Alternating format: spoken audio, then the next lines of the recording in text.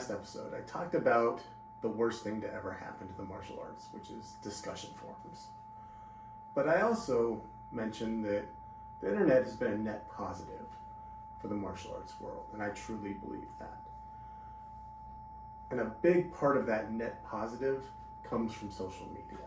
And yes, I know, we all love to bitch and moan about social media, about how it's fake, about how it's toxic, about censorship. All that is true. But it's also true that social media did something really amazing for martial arts instructors and combatives instructors. It democratized the entire playing field. Back in the day, before the internet, if you wanted to get known as an instructor, you had to know somebody. You had to know somebody at a magazine or at a production company or at the movie studios to get your name out there.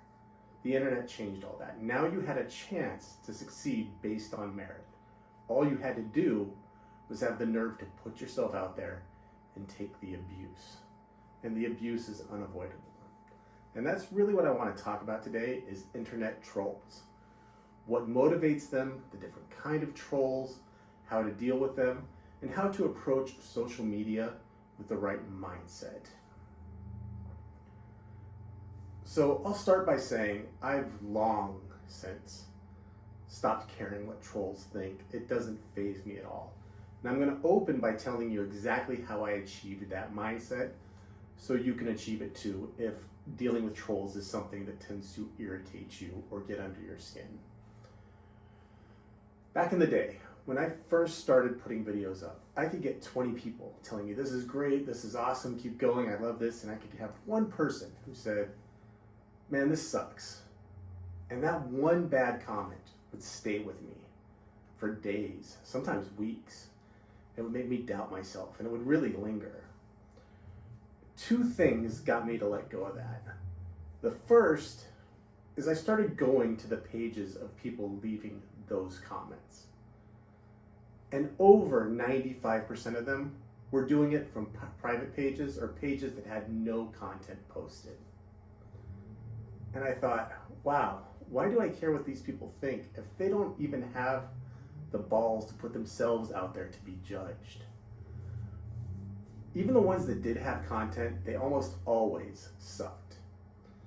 And that brings to mind something that Marco Pierre White said. If you're not familiar, Marco Pierre White was Gordon Ramsay's mentor as a chef. He was the youngest chef in England to ever win 3 Michelin stars.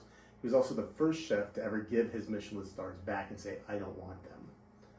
He said the reason why he didn't want them is he realized that people judging him knew less about cooking than he did. So why was he seeking their approval? Why did he care what they think? And that's really sort of the mindset I adopted. Like, why do I care if you're talking shit about me? If you're not putting yourself out there, it's just an act of cowardice.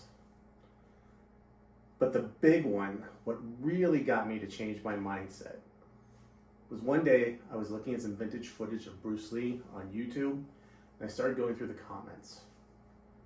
And I saw that over half the comments were people talking shit about Bruce Lee.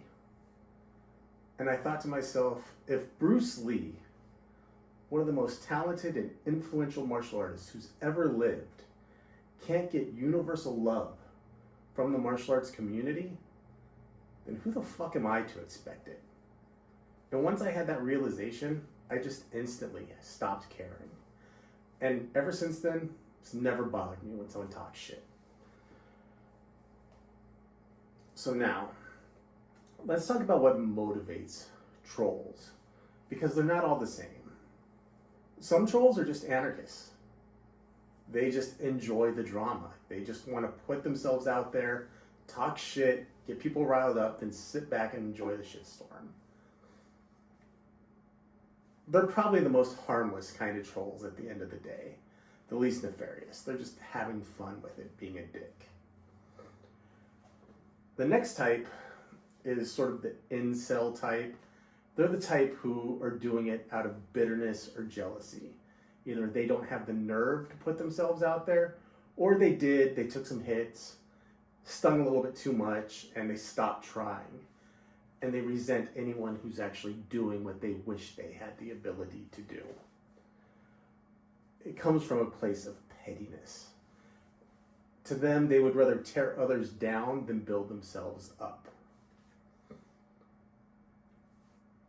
Again, they're not too nefarious because they're just petty human beings. They're persistent, but relatively harmless. But then you have the people who are competitors. People who are coming at you because they're in the same industry. Maybe you're a bit further ahead than they are, and they resent that, and they're trying to elevate themselves. And it's unavoidable. Once you reach a certain level, once you get a few thousand followers and people start to notice you, they'll start coming out of the woodwork. I've had dozens and dozens of people come at me for this reason. And their motivation is they want to engage you in an online back and forth, create some drama, so your followers will see this unfolding and start following them so they can watch the shit show. Basically, they're just creating a fake drama to get eyes on themselves. And like clockwork, this type of troll, when you hit back at them, will always do the same move. There must be a playbook that I'm unaware of out there somewhere that tells them to do this. As soon as you hit back at them, they'll play the victim. They'll say, look at this big account that's bullying me. I didn't do anything. I didn't say anything. Why would they even care what I think anyways? I'm a nobody. And then they start playing on people's sympathy, trying to rally people to defend them, start rallying people to get behind them because they're the victim of unfair persecution when they're the ones that actually instigated the whole thing. And the last type of troll is really the most nefarious because they're the type that gaslight you into thinking that they're not a troll. What they'll do is they'll leave comments behind the veneer of genuine curiosity. But they're very snidely worded, but it's done in such a way that it appears unintentional. And this gives them a degree of deniability. They try to present themselves as people who are curious, but maybe just lack the social grace to know how to word things properly.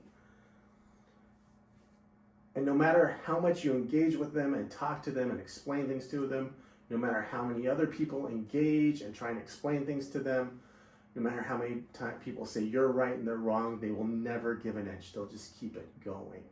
And they'll occupy your thread for a day or two. Then they'll disappear. Come back a few weeks later, a few months later, and do it all over again. They're playing the long game. These people are narcissists. They're doing it because they enjoy the control.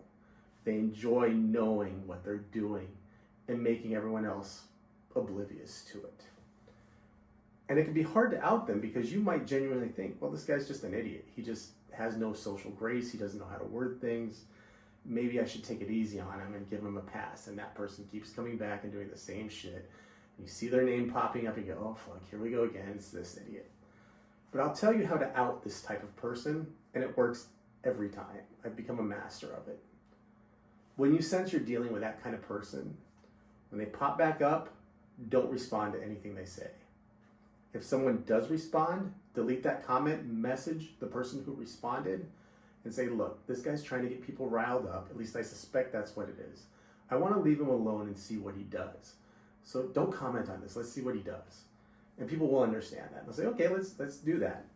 When they don't get anyone responding to them, within a few hours, they'll leave another comment. It'll be a little bit more aggressive, a little bit more belligerent, hoping to entice someone. Same thing, no responses. Someone responds, delete it, explain the situation. Hour or two will pass. By the third comment, any pretense of civility or curiosity will be dropped and they'll just get aggressive because they're narcissists and they're not getting what they want anymore. And now they're trying to force it. Now they're becoming an asshole and really getting rude. And then you know, okay, this is just a sophisticated gaslighting troll, and then you can block them. And I'm going to get into when to block someone and when not to block someone in a bit. Here's the thing you have to realize. The better you do in anything in life, not just social media, the more shit you're going to have to take. the way I explain it is I tell people, think of it as a race where everyone has a target on their back. The further you get ahead of the pack, the more people there are behind you aiming at the target on your back. The only way to not be in anyone's sights is to be at the back of the pack. Play it safe. Don't put yourself out there. As soon as you start doing better, people will always start trying to take you down. It's inevitable. It's just something you have to deal with. That's the reality of it. So when it comes to social media, there is this mindset that I have never understood, where people are reluctant to block trolls or people who are just being assholes. They say, oh, well, I don't want to censor this guy. I don't want to take away his right to free speech. He should be able to express himself, so I'll just put up with his abuse. This makes absolutely no fucking sense to me at all. And if that's your mindset, change it immediately. Think of your page as an extension of your home. When you put your page out there, you're inviting people into your home. And you want to be a good host. You want to give them good content. You want to engage with them. You want everyone to have a good time. But if someone came into your house and started talking shit to you, saying your house is shit, you're shit, you suck, would you just stand there and take it because you want to be a good host, because you don't want to censor this guy? Would you respect someone who just stood there and took that kind of abuse in their own home? No. You would say, get the fuck out of my house. And if that was your friend taking that kind of abuse, you would tell him, man, kick this fucker out. But yet on social media, people feel compelled to take that abuse for reasons I've never been able to understand. So think of your page as an extension of your own home. Be a good host. Give them good content. Engage with people. Make people feel welcome. But if someone is being an asshole, kick them the fuck out. There's nothing wrong with that. You don't owe anyone a forum to talk shit about you. Let them talk shit about you on their own pages. Problem is, their pages are always private and no one sees it. So now, when to block someone?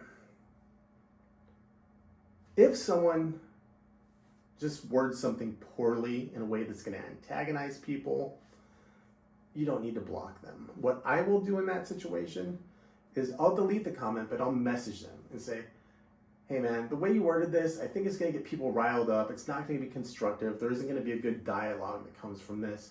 And I try and keep my threads a positive place. So can we think of a way to word this together where we could sort of create a good dialogue around your question or comment? And I'll work together with them and help them structure a comment. And I've never had anyone have a problem with that. Comment goes up, everything is good. You don't need to attack or block that kind of person.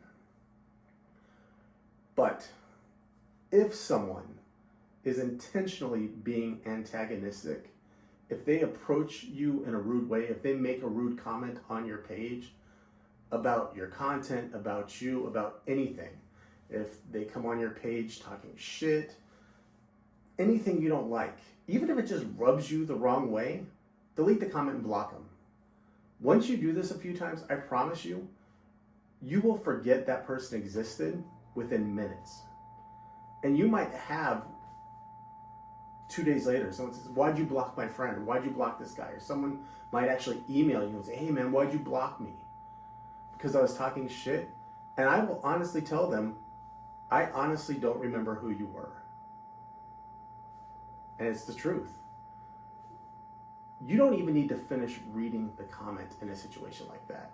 As soon as you see someone starting to be an asshole, don't even finish it. Go to their page, block them, delete the comment. They're out of your life forever. It's that simple. If you do these things, your social media experience will be much more positive. You just need to curate the experience. Build a group of followers who are the right people. People who want to follow your page for the right reasons, because they're fans of your content, because they find value in what you're putting out there. And filter out the people who are just there to talk shit. It's that easy.